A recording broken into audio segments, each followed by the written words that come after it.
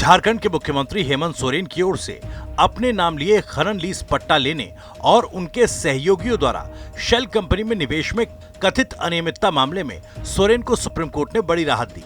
Court ने कहा कि ये जनहित याचिका मेंटेनेबल नहीं है। सुप्रीम कोर्ट ने झारखंड हाई कोर्ट के फैसले को भी रद्द कर दिया। सुप्रीम कोर्ट के फैसले के बाद सोरेन ने खुशी जताते हुए सत्यमेव जयते कहा।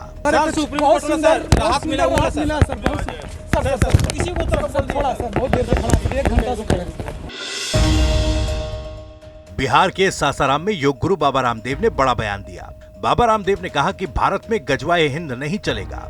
जो भी लोग सर तन से जुदा की बात करता है उनको ठीक करने के लिए अमित शाह और मोदी की जोड़ी काफी है। इसके आगे उन्होंने कहा कि विश्व में सिर्फ अब योग का जादू चलेगा।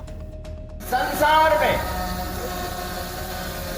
कई लोग जब मुझसे मिलते हैं बोले बाबा जी अब ये तो गजवाए हिंद वाले कह रहे हैं कि सरतन से जुदा वाले कि तो इस्लाम कबूल नहीं करेगा, अब उसको हम मिट्टी में खाक में मिला डालेंगे। कहा होगा मैंने कहा भाई इसमें क्या बात है।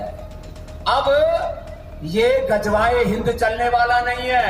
अब ये सिर तन से जुदा इसलिए नहीं चलने वाला, इनको संभालने के लिए तो मोदी जी और अमित शाह ही बहुत है। यहाँ गजवाए हिंद चलेगा ना, यहाँ सिर तन से जुदा चलेगा।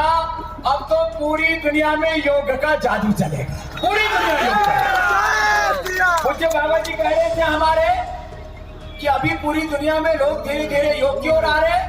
आज मैं इस बात को इस मन से कह रहा हूं, आने वाले मात्र 10-15 सालों में दुनिया की आधी से ज्यादा आबादी योग के मार्ग पर चलेगी। ये है विश्व विजय यात्रा।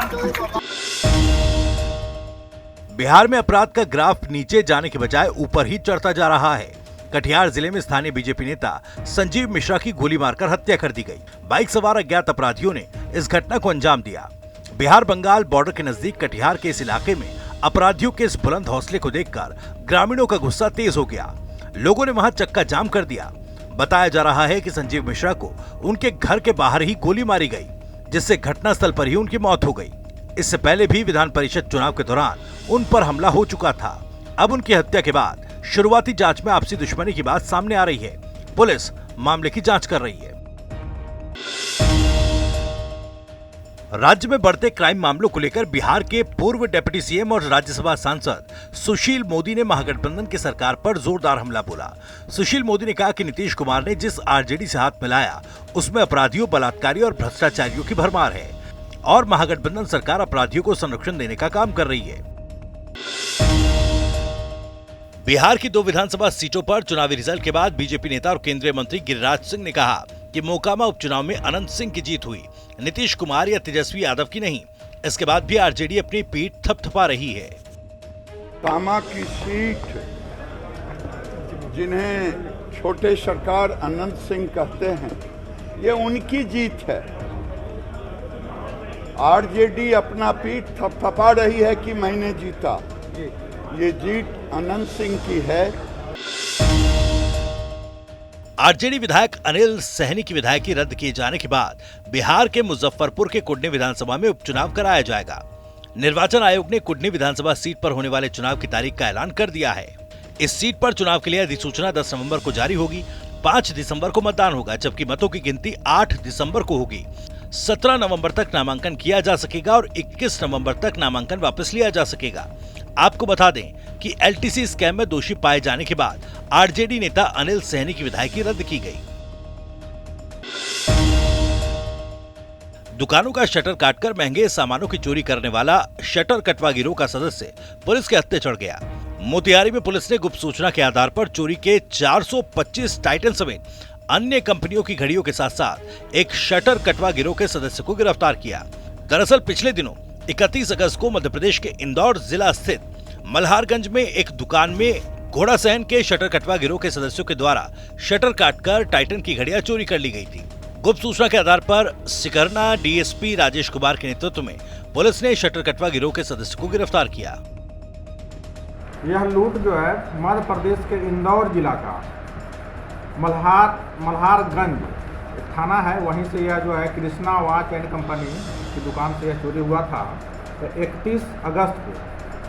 और कल जो है गुप्त सूचना के आधार पर हमारे थाना अध्यक्ष और अनिल चौधरी ASI और इनके टीम के द्वारा यह विशेष टीम गठित करके जो इसको बरामद कर लिया गया है।